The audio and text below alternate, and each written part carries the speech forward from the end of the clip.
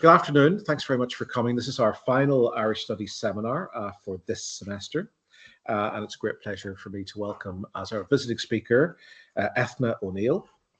So Eithne is a Dublin-born lecturer in literature, cinema, history and translation, based in University Paris 13. Was formerly based at University Paris 13. And she's published a number of books, including Stephen Frere's in 1994, Lubitsch, La Satire Romanesque, 1987, and Le Voyage de Chihiro. Did I pronounce that correctly? Yes, I don't know about the Japanese, but yes. Which is a book of poetry. It's called Spirited Away in English. Right. And that's how it's internationally known as Spirited Away, yes. Eithne is a member of the editorial board of the monthly Positif, and been a jury member for numerous film festivals, including one last week. And she's a founding member of An Gaeltacht sur Seine and of the Séamus Ó Néill Summer School in Castlewellan. And she's going to talk to us tonight about Séamus Ó Néill and specifically about whether Séamus Ó Néill's autobiographical novel, Tonn Tuile, was ahead of its time. So, Eithne. Thank you very much for that lovely introduction, Peter. One of the titles I'm giving my talk, one of them, is Séamus Ó Néill's wartime novel, Tonn Tuile, in the light of his literary output. So in 1947, Tonn Tuile was the first book to be published by Clárchoill agus Dill, a company dedicated to literature in Irish at the time in the Gaelic type. The last bound copy of the novel was sold in 1964. In 1974, Tonn Tuile was reprinted as a paperback, again in the Gaelic type. A few words about his origins. Séamus Ó Néill was born in the townland of Clarkhill, Castlewellan, County Down. He was a BA and MA graduate of Queen's University Belfast and a gold medalist in Celtic studies. From 1937 on, a Dublin resident, he taught history in Carysfort Training College, at the time for women only, by the way, up to his retirement. An experienced journalist, O'Neill was a part-time editor for the monthly Cora, which means conversation, discourse, in addition to regular articles for the Irish press and the Irish language weekly Inu, which means today. For the historian O'Neill, journalism is history in the making, while his fiction reveals a melodramatic bent. On Son Scheider agus Scéalta Ella, The Veteran and Other Stories, has been published by the government publication officer, Ifigans for Lorher, in 1945, beautifully illustrated by Richard Pitt Kennedy, who was Virginia and Leonard's Woolf's office boy. He came to Ireland during the war. That's how my parents got to know him, because food was still a little bit better than the wartime fare in England. Tonn Tuile was succeeded in 1949 by Dáanta the Fáistí, an anthology of poetry for children, followed in 1951 by Súl Timpeall, Looking Around, Sketches of Everyday Life. Both these books were illustrated and in the Gaelic type, and O'Neill's final publications by Clárchoill and Dill. Would you like to show them the cover of Dáanta the Fáistí to give an idea of his interest in the visual arts and the visual aspect of his work, please? Thank you. Now, this is a book of children's poetry, very much influenced by Robert Louis Stevenson's A Child's Garden of Verses. It has never been republished, and that is the cover of the book, showing an imaginary playmate of my brother at the time. And the book is dedicated to, I'm afraid, myself and my brother, and to Cian O'Hegarty, the son of the publisher, Sean Hegarty of Social Still, right? That's very important historically, right? Okay, thank you. Anyway, afterwards, Séamus Ó Néill's 1958 novel, Modern Carton, set in the First World War era and after, is now a standard text. It's on the curriculum and so on. Everybody knows about it. As a literary author, however, O'Neill's abiding interest was in the theatre. He wrote only those two novels. Some of his dramas include Inin Ri Dún Severca, published in the Taibhiocht na Gaillimhe in 1960. Fáilir an Bart, or Opportunity of a Miracle, which would interest Peter because it's about Porter, the Presbyterian dissenter. That was in 1967, and a play called Sister Paul. The Secret of the Island, his own translation from the Irish, was produced in the Damer Theatre, and his last published book is the play Inin Ri na Spáine, the King of Spain's Daughter, 1978. I'd just like to point out the difference between the novel Tonn Tuile already as a genre and these plays. His plays, even The Secret of the Island, all deal with Ireland as a Gaelic country. And it deals with traditions, you know, the kings of old. It's a kind of a nostalgic looking back on Gaeldom, you know, and the country was all one, if you like. Finally, there is a trace of a play called Clárchoill, which is a drama in 4 scenes. And I like this use of the word scenes because Séamus Ó Néill's writing, particularly in Tonn Tuile, is very scenic. You know. While these topics are historical, The Secret of the Island is a modern setting, was produced in the Damer Theatre and broadcast on Radio Televisión. This is just to say that O'Neill's overall output embraces the 3 modes, epic, dramatic, and lyrical. His graphic writing style, based by an instinctive interest in the visual arts, with the exception of the cinema, I'm sorry to say, he hated it, and a flair for concrete detail, serves what is in Tonn Tuile, the all-important sense of place. Tonn Tuile is the story of Sean the Fuiche, I think that means white, Sean White, a journalist from Northern Ireland living in the South and told by himself. It's a first-person narration.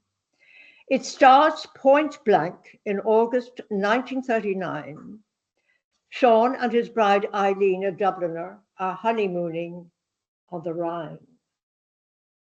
Sunny days are brought to a halt on the 23rd of August by the German-Soviet non-aggression pact. War is imminent and they take flight. This is an extract from page 4 of the original in my own translation. The boat was 3 hours late leaving the harbor. It was full of Jews. Never before had I seen so many Jews gathered together in the same place. I do not like them, and I had never had much sympathy for them, until I caught sight of one woman in particular as we traveled up from Dover by train. She was pitiful. Her eyes were starting out of her head with sheer terror. She looked like an animal fleeing from a pursuer. It was clear that she did not understand why she had to flee. All she knew was that she had to flee to wherever she could. In that woman's eyes, I saw the most terrible fear. In Tonn Tuile, there's only one more reference to the Jews himself, but you must understand this is quite extraordinary. This is 1939. Such description testifies to the prophetic dimension of Tonn Tuile. Over the 11 chapters of 190 pages, ending in 1942, World War II casts a long shadow. Its very opening forebodes the Holocaust, a fear triggered today by conflicts that are reawakened. What does the present hold for the present generations? Back to Tonn Tuile. Initially, there is respite at home for the Dublin couple. Sean's taking up work combines with a resumed honeymoon. They live in a flat going to the cinema and to Howth for a swim. Sean is busy with his journalism and has hopes for a play he is working on. Family get-togethers are entertaining. However, the war is omnipresent. The emergency is a reality. It is on the first day of the war that Sean's first article appears. Henceforth, his newspaper accounts are censored. Political commentary is forbidden. While the editor liked his work, in reality, Sean says, the newspapers are checking the map of Poland. After the statutory 9-month, a daughter Bríd is born, followed 2 years later by her brother Eamon. A house in bourgeois Rathgar, followed is suitable to Eileen's upbringing, is acquired. So we already have the idea that a Northern Irishman is now in the South, moving upwards socially. Yet food and fuel are rationed. Maids prove unreliable. Together with a tight budget, all of this puts a strain on everyday life. There are spoilers here, but it is not what happens that interests. It's the why I'm interested in. The reason is that this couple constitutes an exception at the time, both parties being university graduates. In this supposedly modern marriage, choices are complicated for them. 1940. Is it all right for Sean to hear from his former girlfriend? English or Irish? Which language must we teach the children? What does a mother tongue really imply? These are all the questions of identity that are being brought up in the novel as he describes his own experience. Does this emergency call on the citizen's civic sense? On May the 10th, 1940, you all know what happened. You've seen Steve McQueen's film, Occupied City.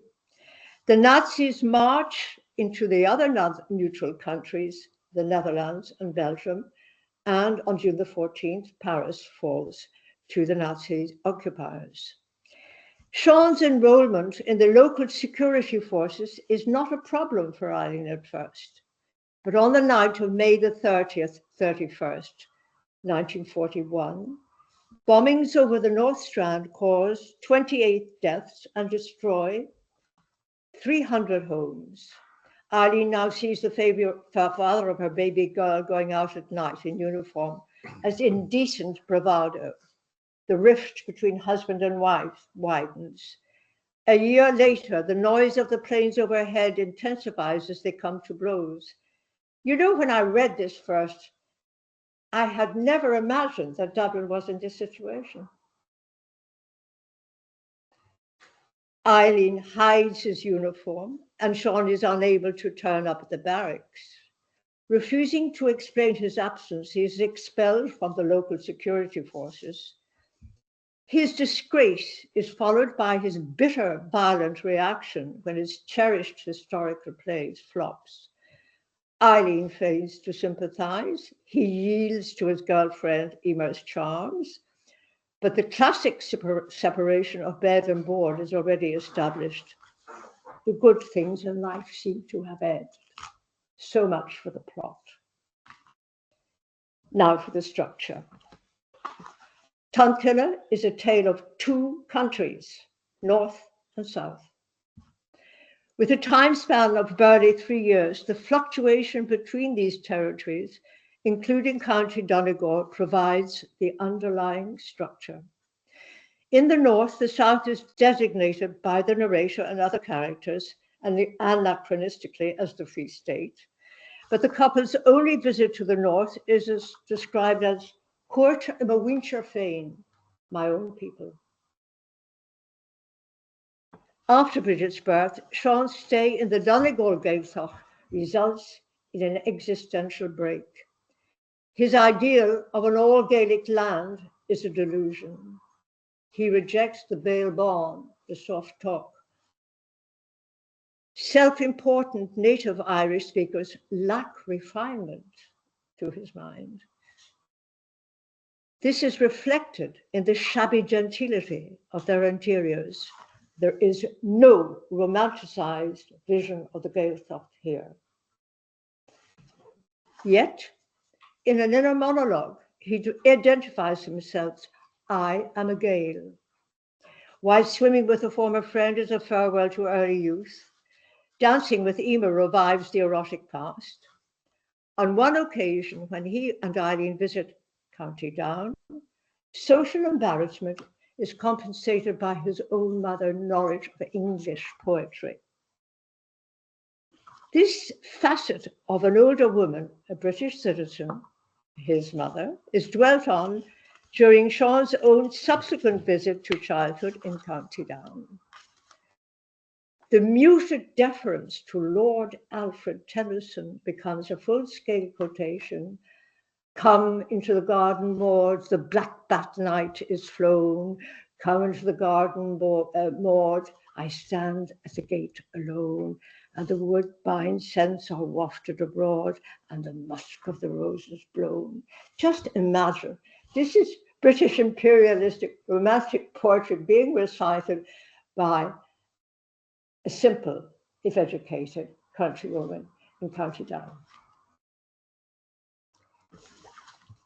Of course, in addition to the romantic gloom, this fits into Tonn Tuile's leitmotif, which is that of the brevity of life. At the same time, there's a contrast between that poem and the fact that the countryside in County Down reminds Sean of Merriman's 18th century country poem, Portrays, the Midnight Court. And he is alone with this sense of history, that local people should be indifferent to the cultural wealth of their own past saddens him. Similarly, he is upset when a neighbour blames the indifferent South for the emigration of the North's young to bombarded Britain. In view of Tonn Tuile's encompassing theme of the tragedy of war as such and the sacrifice of good men, anti-British attacks and pro-German leanings are to Sean, the narrator, petty-minded abominations. Belfast had suffered heavily during the Blitz. A brief quotation is from the novel, is about a visit to the capital of the North, characteristic of the documentary dimension of Tonn Tuile. In the city centre, there were empty spaces where big stores had stood before the Blitz. I went up the Antrim Road where the damage was said to be heavy because of its location above Belfast Lough. The Germans were trying to demolish the shipbuilding industry. Many houses had been destroyed there and others hit. All the windows were boarded over. The shops had not been painted for a long time. The war had made everything scarce, and the poor, dingy part of the road that I walked along made me feel gloomy, but the city itself was very busy. Hundreds of vehicles and lorries were coming in from the docks, and the streets were swarming with people, many of them in uniform, men and women alike. That is so like Steve McQueen's latest film, Blitz. The description, I don't know if any of you have seen it, but it's just really amazing that is actually what you see in the film, you know, the uniforms of the people in the streets. However, Sean will not see his mother again, and with that, his physical ties with the North are severed. In the North, having escaped sectarianism, Sean has the aura of the local lad made good. In the South, far from being a hero, he is a clumsy intruder from another place. He is challenged on all sides. by his war efforts to begin with his homemade air raid shelter floods. He does succeed in making a griddle for the open fire, but he bullies his wife into using it. This is to save coal and all that sort of thing. An awareness of his own shortcomings seeps into the text, told in the first person. The term used in Irish is the craw me, Eileen. I tormented her. His pompous manner with the maids, cheeky girls up from the country, is downright hilarious. However, as a newcomer to a well-established family with nationalist convictions in the Republican capital, he does the right thing. He shuts up. His role is now that of an observer and even stenographer. For the duration of Christmas Day, as the guest of his in-laws, he records the conversations of young and of old, of relatives and neighbors alike.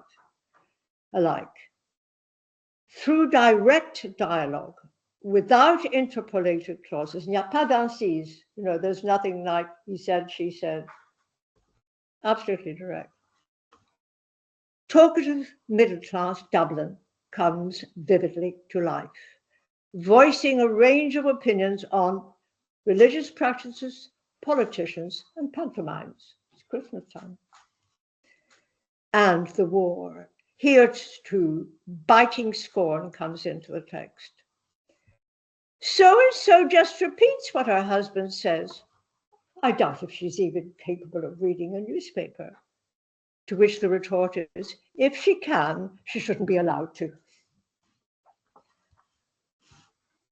Leon de Brún, Eileen, that's Sean's wife, cousin and friend, criticizes the senator for his dishonest speeches. The Catholic Church comes in for attack. Irony, which is not exactly the narration's strong point, is constant here. Wit and gossip, banter and reproof, a verbal parrying, all make for a Joycean resonance in this very long Christmas Day account. All at once, Eileen addresses her mother. That picture on the wall is badly hung, Mama. This is the tinted and framed photograph of Michael Collins with the tricolour wrapped around him. Drawing attention in this way to her family's nationalistic loyalties. And so, what had been described as the crying injustice of sectarianism in the North has in the South its counterpoint in the memories of the recent Civil War. Does Sean himself ever have fun? He takes everything with deadly seriousness. Where does this guy get his kicks? Wonderful to relate. It is he who was eager to go to a swanky dress dance and forget the war.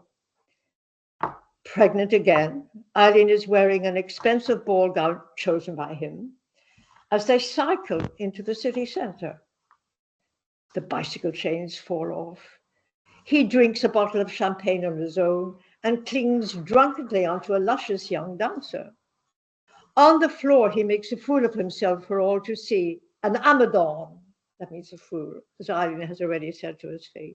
And yet, as a clown, he is endearing to her and more attractive sexually than the would-be genius. The bicycle ride home, with its description of the southern capital at night, came back to me during the lockdown in Paris, when everything was so empty. Here with two sentences, or the description of them after dancing and reveling, well, him anyway, going through the empty streets of night. Whatever little mist there was on my mind, it vanished quickly in the cold of the night. The moon had risen and was casting the long black shadows of the tall houses onto the streets. The city looked unreal. We did not speak a word to each other. As we crossed Stephen's Green, I started thinking about the noble men who used to live there in the 18th century. I thought of Grattan and then of O'Connell, who had moved from Western Road. Catholics rising in the world, and now they had everything except nobility. Is this a sign of aspiration to perfection on the part of a defender of Ireland's freedom? Or is it a nostalgia for a more aristocratic past?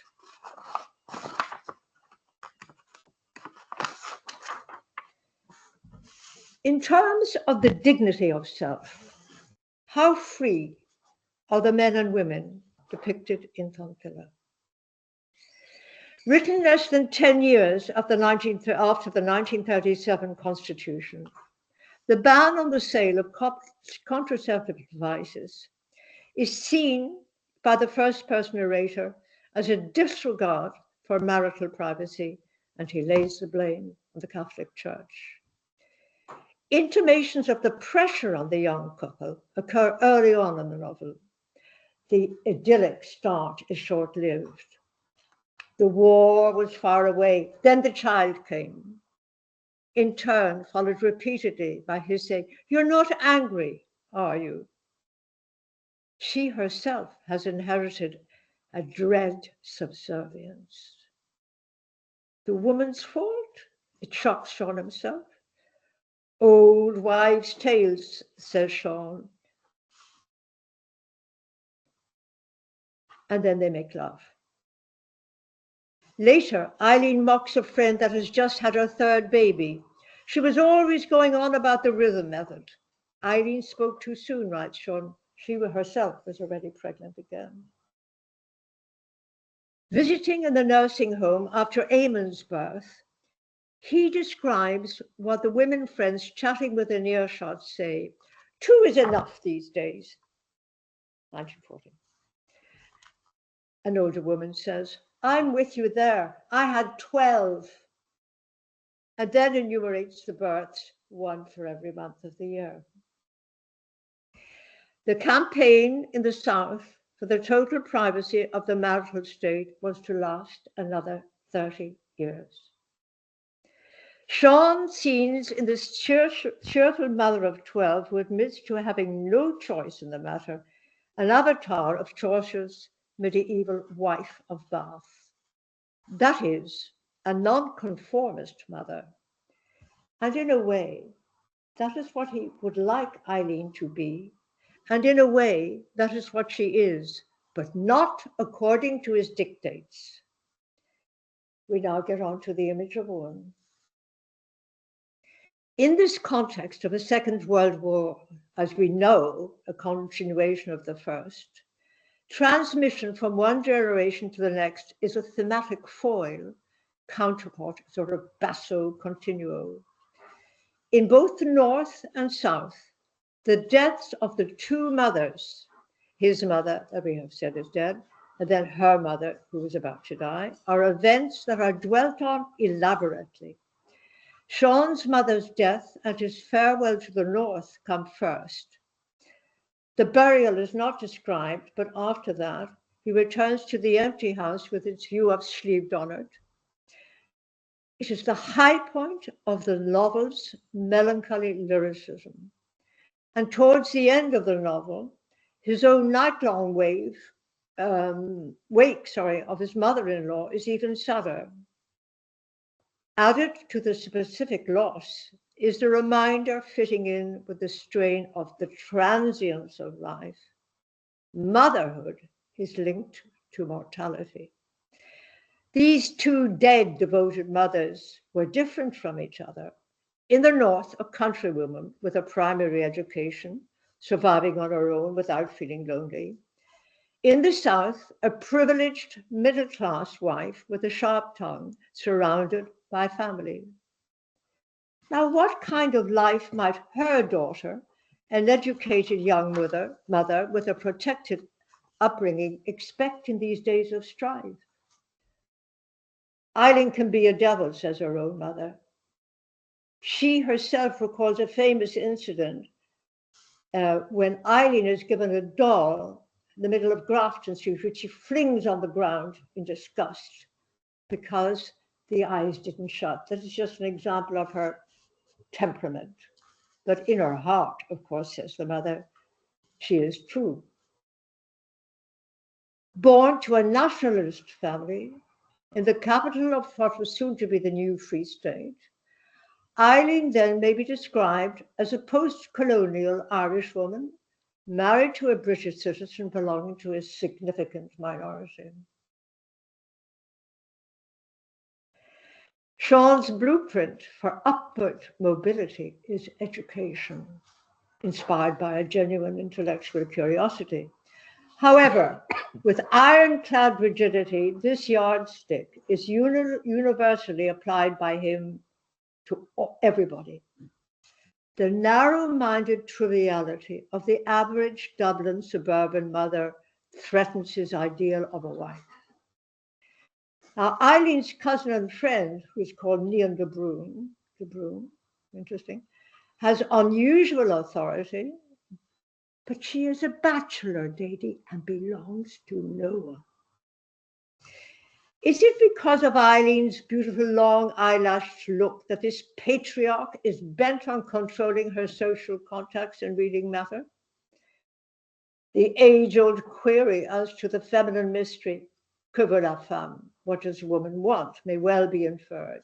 But this guy, Sean, the narrator, brushes that aside because he thinks he knows best. A university graduate, she has no activity outside the home. He meddles with her choices of reading.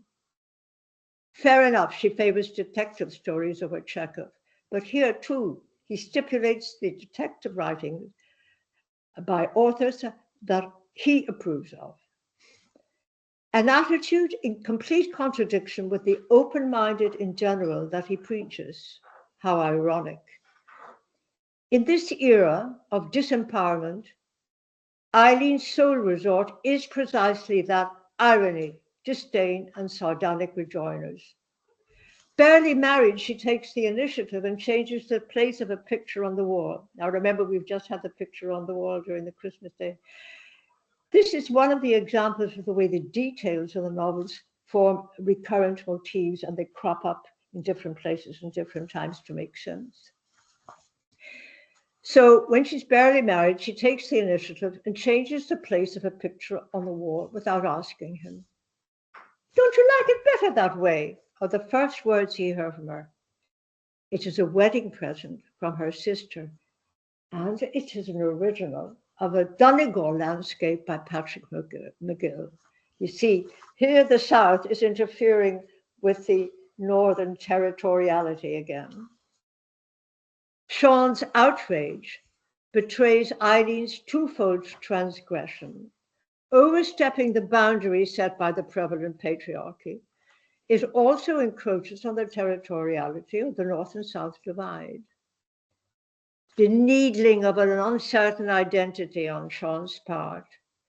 Is there no hope for the cultured pedant he is, married to a beautiful, idle woman? There is a basis of sexual attraction and of potential understanding, which their respective intellectual abilities could have handled. However, he meddles with her private domain, doesn't recognize that as yet. These are signs of contemporary social constructs. Beyond that, and beyond the stereotypes of romantic love, there is the innate temperament of each. When faced with his colleagues' mockery about the play flopping, for example, Sean admits to himself, I recognized that something other than pride was upsetting me, something I didn't really want to name, murderous hate.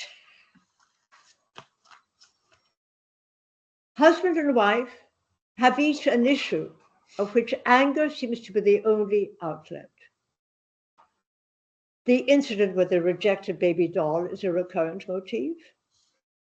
As for the affair with Emer, because he has an affair with Emer, one may retain that the only film title in Tonn Tuile refers to a 1943 contemporary release in the Republic, a title which is known over the whole world and which also contributes to the major theme in Tonn Tuile of the brevity of life.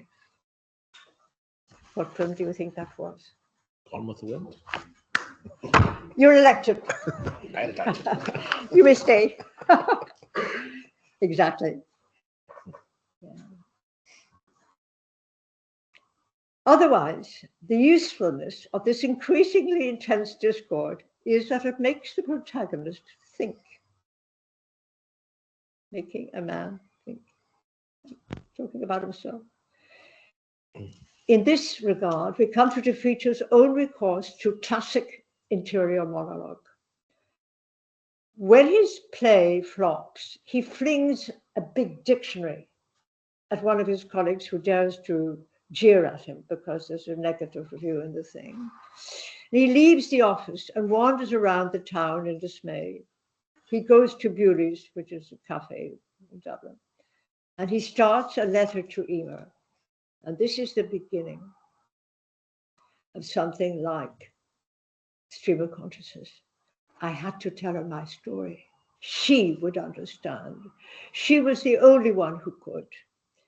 Emer appeared as clearly as she had during that night in the lodging house in Donegal.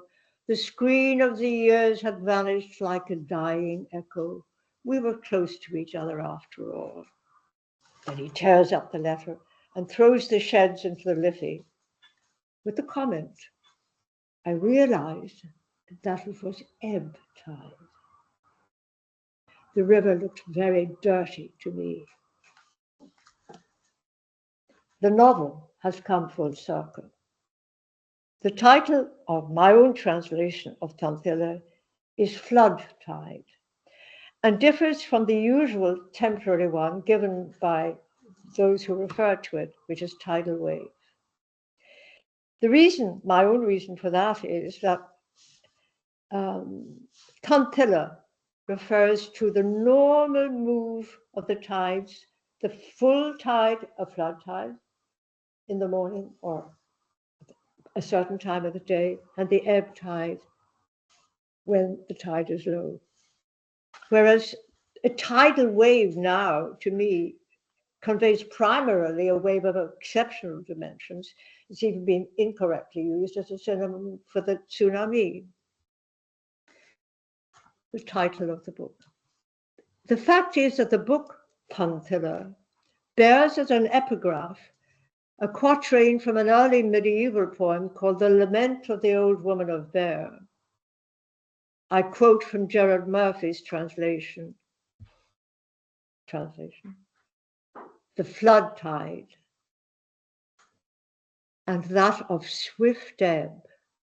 What the flood tide brings you, the ebb carries out of your hand. Around 800, 28th quatrain. There were three translations of that, Gerard Murphy, Eleanor Hull, and Lady Gregory. This stark poem evokes the expected daily ebb and flow of the tide. Flood tide is in fact the equivalent of full tide.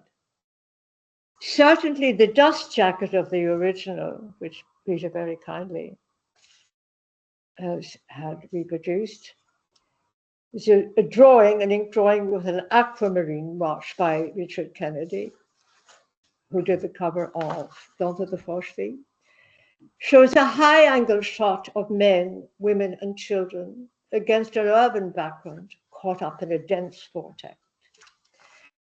There can be little doubt as to the universality of the novel's theme of individuals caught up in the maelstrom of life, of hope and disappointment, ambition and failure, of error, and of a possible redemption. There is an episode at the end of Sean's going to confession in a Catholic church. The priest is the sole person, the sole mediator, preaching moderation, forgiveness, and self-examination, talking things over. What has perdured is the concept of romantic love itself in this popular conceit of bourgeois marriage. I'm thinking of Barbara Rosenwein's Love, A History in 5 Fantasies, which deals with emotion as a cultural construct, including the common notion that it allows to transcend whatever it is that keeps us shackled to the mundane. One of her references to Emma Bovary, full of bookish nonsense. Is the man, not Emma here? His narrator is going to confession, where he confides in someone. The fact of needing counsellor, that is very clear, but at the time in Ireland, for a man, unthinkable.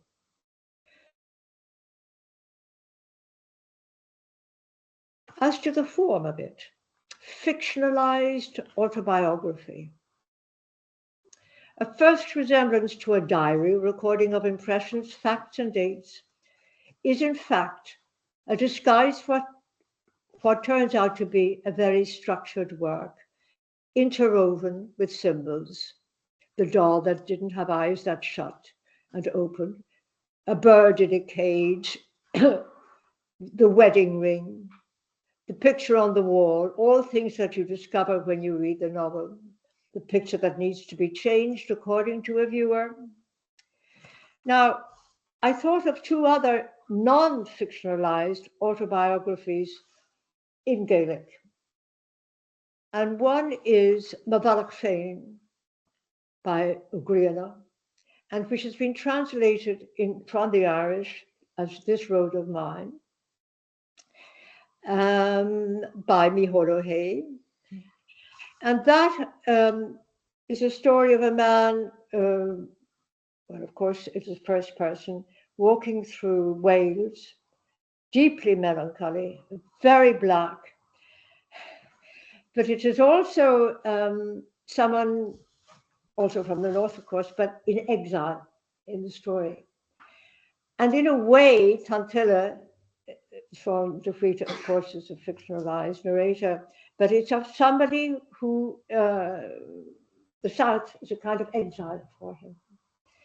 The other modern diary in Irish that I like and is very good and that is modern in the 50s is Gialan Dóirí by Dóra Ní Chabhaillí, and which has also been translated in 1960 by Valentine Ironmonger. What about Tonn Tuile? His second novel, O'Neill's second novel, is now a standard text. But Tonn Tuile is the portrait of an urban middle class in gestation, enriched by the revelation of the painful acquisition of self-knowledge, a confession that becomes a Bildungsroman.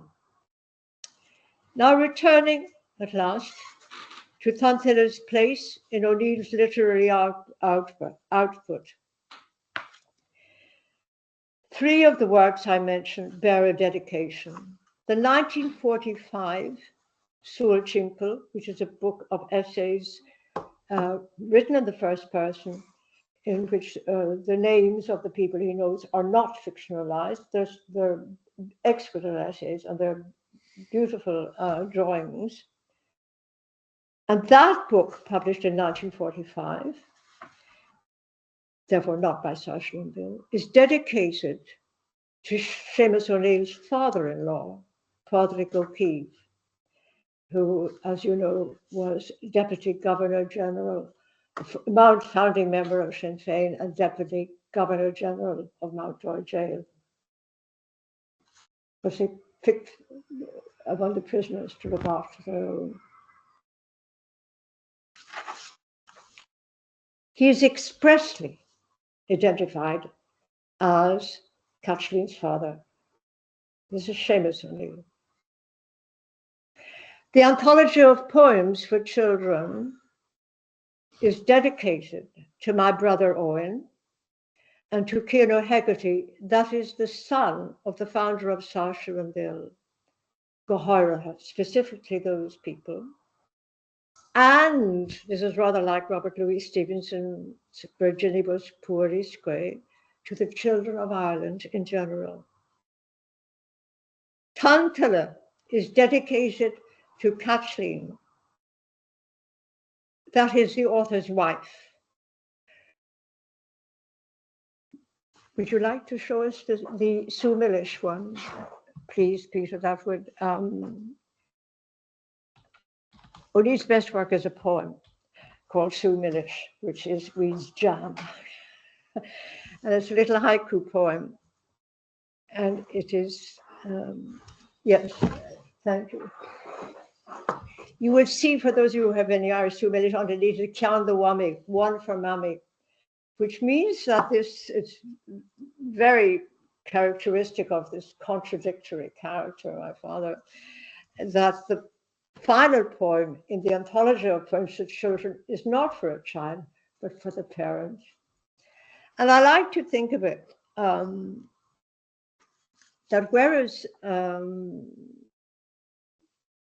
this Súmilish is known all over the place, that this poem, One for Mama, that is the mother of the offending toddler, once again to his wife, Kathleen.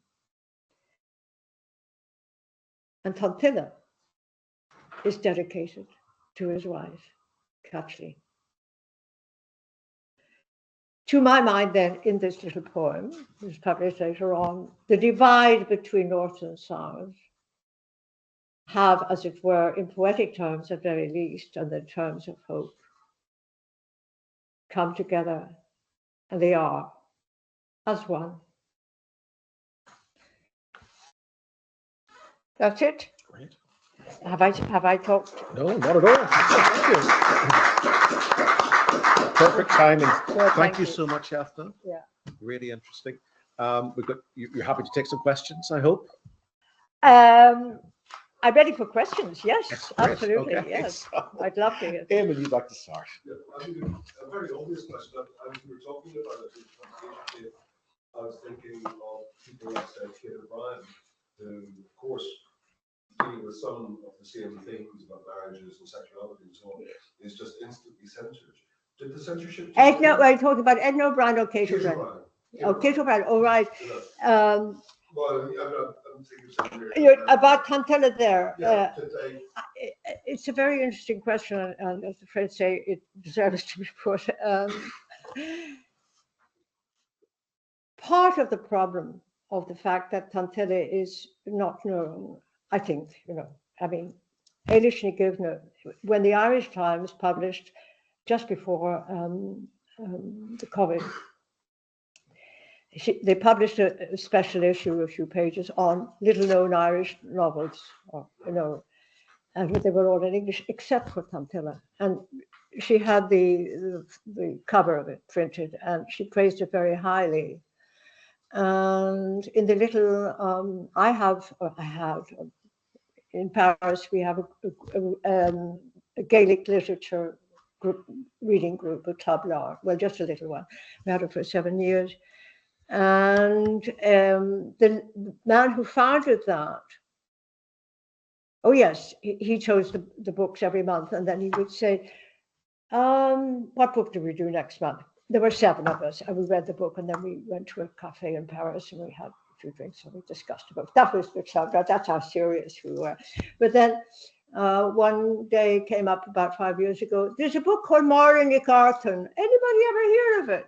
And I said, well, yes, as a matter of fact, my father wrote it. Oh, what? Oh, we must have that. So this Máire Nic Arthain, of course, appealed to them greatly. And it's about the First World War, and then after that, and it's about a Catholic country girl marrying a Protestant, and the marriage coming apart again.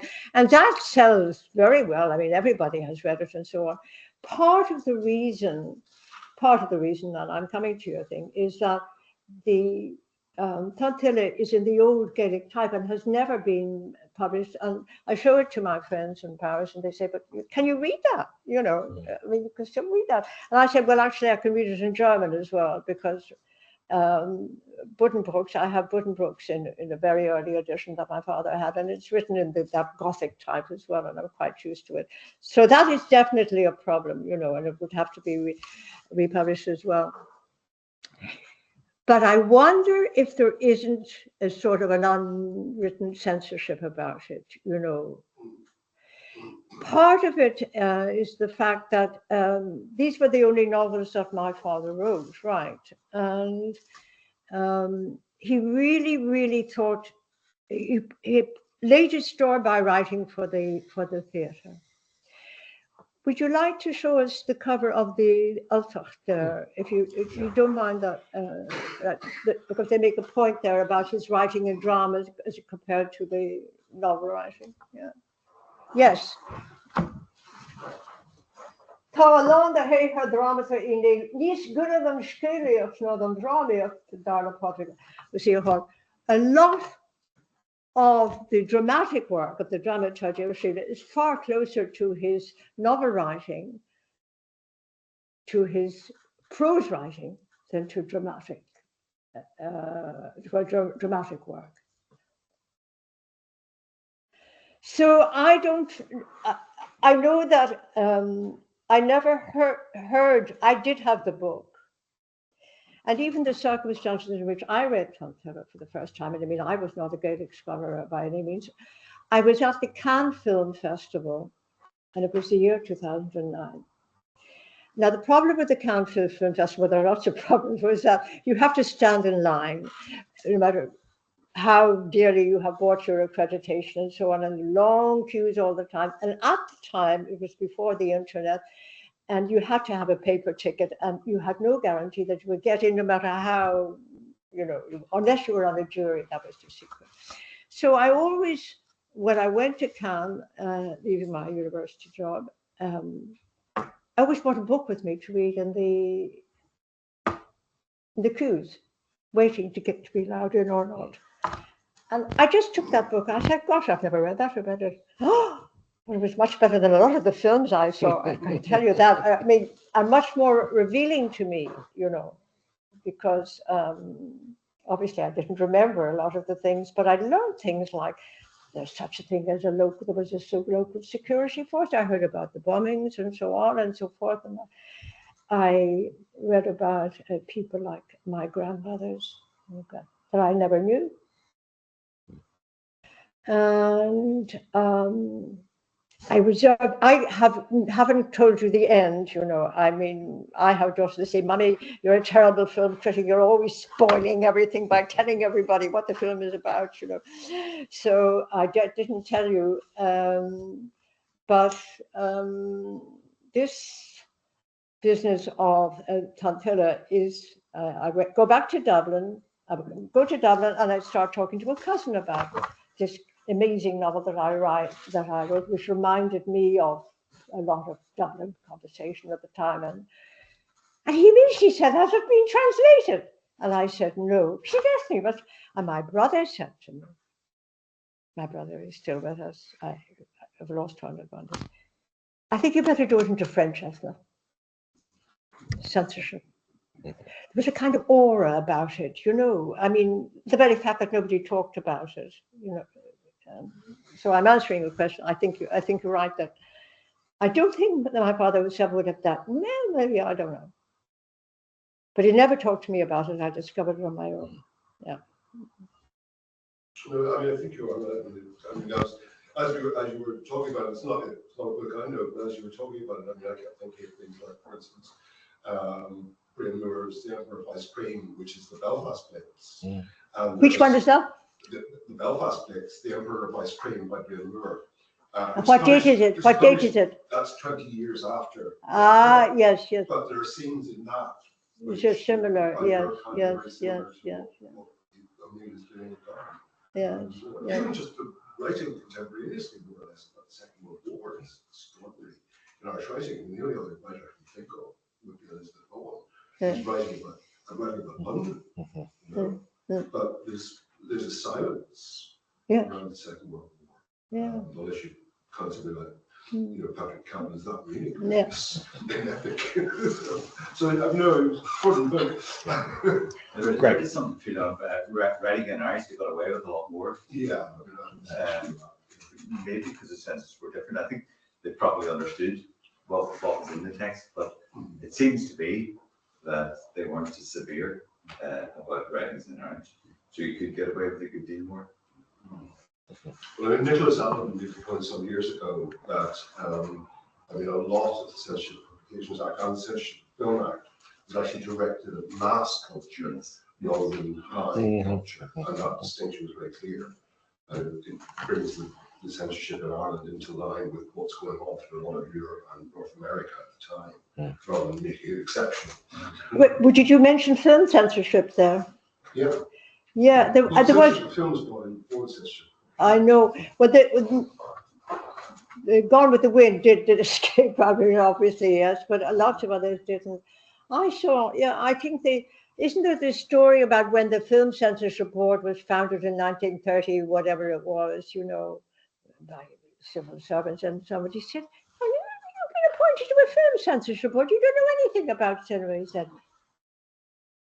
quite right, I don't know anything about cinema, but I do know the 10 Commandments. You know, and it seemed to me that, of course, that lingered on into the 50s and all that, you know, that censorship thing. Yeah, I went to a very good, very interesting film critical school in the Dominican convent, Sign Hill.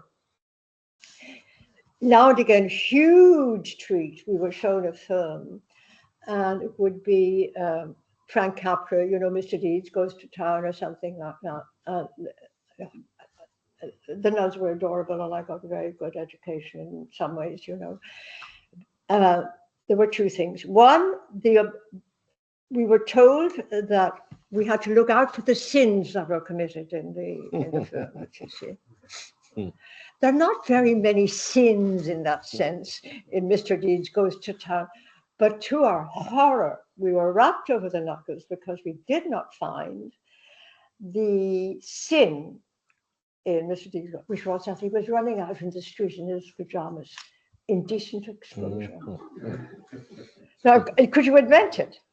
And then they were Dominican nuns, and they had these big batwing things, and they used to stand over. Oh yes, is it A Song to Remember? Was a weepy biopic, very early one about Chopin, you know, and the nuns would stand up when anything a bit questionable or suggestive came and block out what was on the screen, you know. So I mean, there you go. Censorship in action. Censorship, yeah.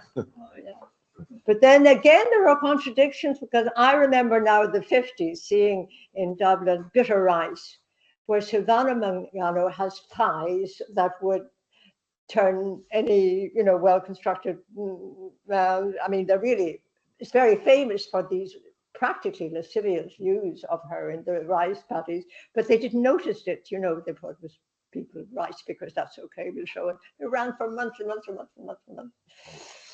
So, yes. Thank you, that's very interesting.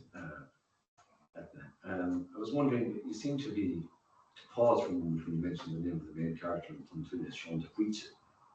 Had you some thoughts about the name? Because it strikes me that in his two novels, he didn't stray very far from County Town. I mean, one is called Moyle in Carton, which is a classic County Town name, Gaelic name.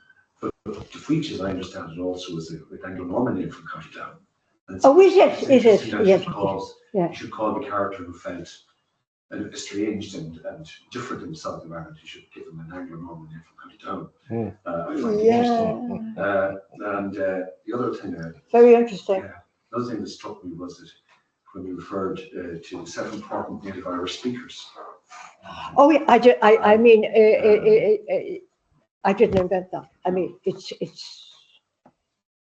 I find that interesting because quite often, you know, Flann O'Brien, for example, talks about the 7 important second language speakers. You know, those who went from Dublin, the Ushla, as he calls them, going to Kerry, and you know, praising the local people for speaking Irish, but we're in abject poverty, and we can't see this.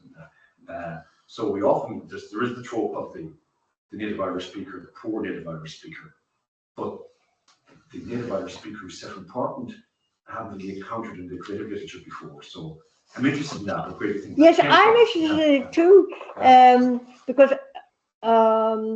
now let's get back to the poor native speakers and all that.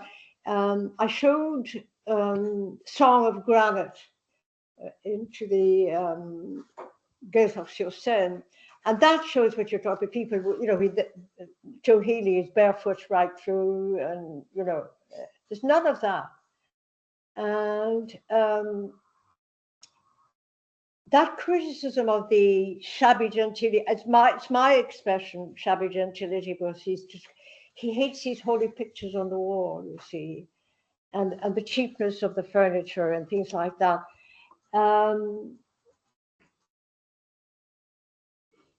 This is part of the social mobility thing, you know. He realized that these people have not got a refined aesthetic taste.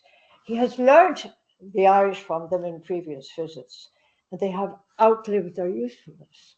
I mean, well, I mean, that's what, excuse me for saying so, that's what the prose I read has as an undertext, you know. Yeah. Oh yeah, and it's very bitter, very nasty. It's it's this ties into when they are cycling home from these dress dances, and the very nice description of Dublin at night, and you could get the idea. But what's this thing about nobility, you know? So the novel is difficult because there are different strands and strains of the identity thing, you know, where does he belong, and so on and so forth. And it's interesting. I mean, it's just in the period too, because it's early. I mean, you do get criticism of the native speaker being placed on a pedestal. yes, but this thing of having cheap linoleum and bad pictures, yes. Well, that's partly to the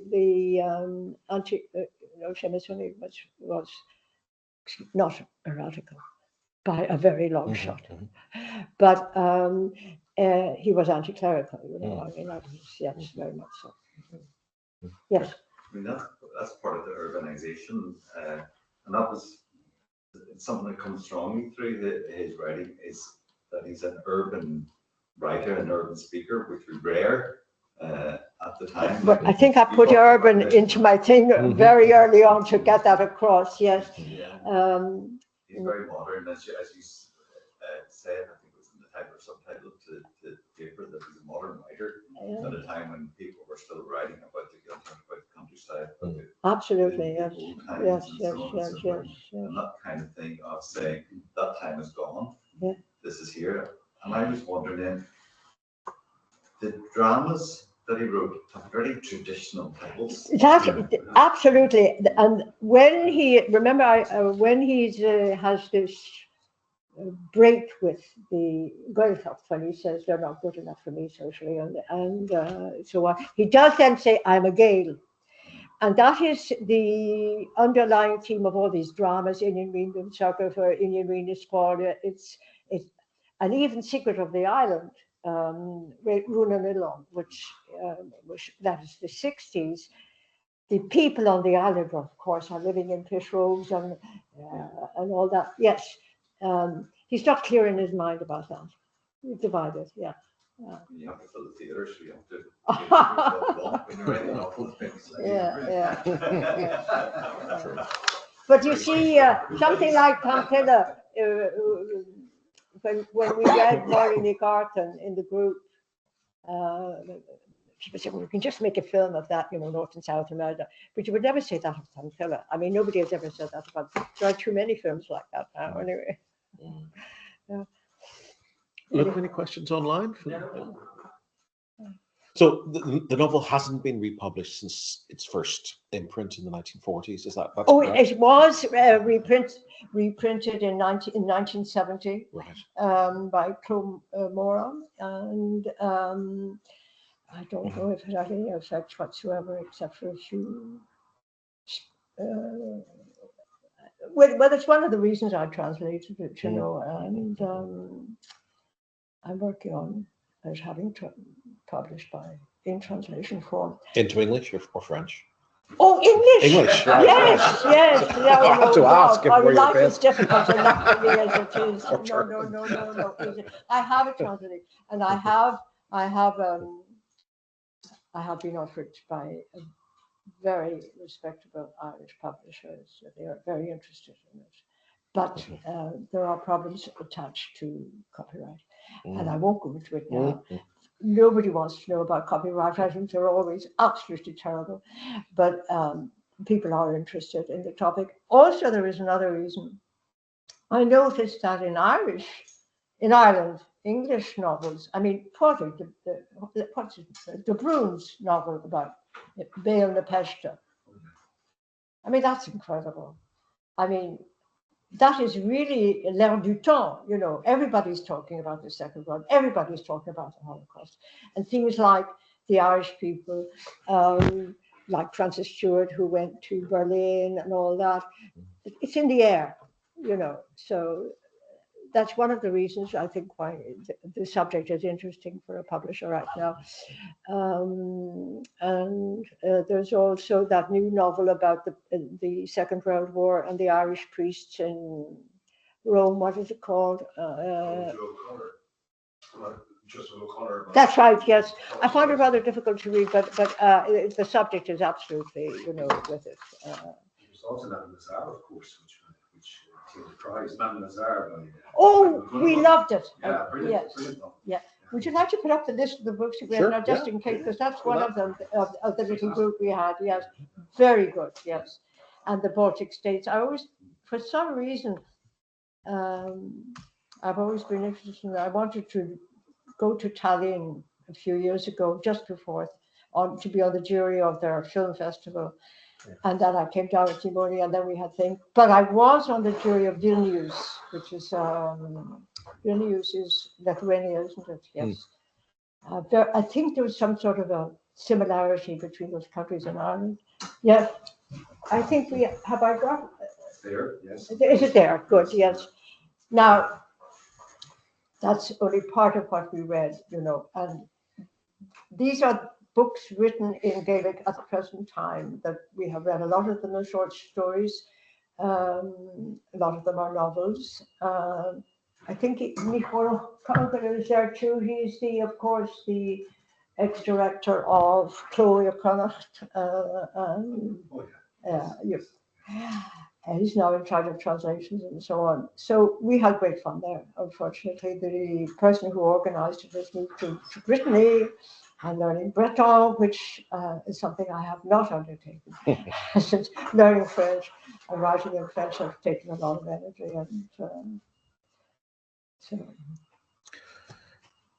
Eithne, thank you so much. It's been really fascinating, and it's great to hear about Séamus's work from you in particular. Yes, it's impressive. And we look forward to the translation into English. I hope it works out. I hope it works out. I really do. Yes, I need a little support from the family for that. I mean, psychological support. And so can we finish by thanking Eithne for coming all the way and speaking to us? Thank you very much. Thank you for coming. Yes, on a cold day. On a cold day. So that's our last seminar for this semester. Take a bit of a break now. We'll start again on the 20th of January. We have Margaret Ward of this parish talking about her new book, Rebel Women, Common the Man in Belfast at the Glens. Common the Man in Belfast, yeah. Yeah. Oh. Yeah, on the 20th of January.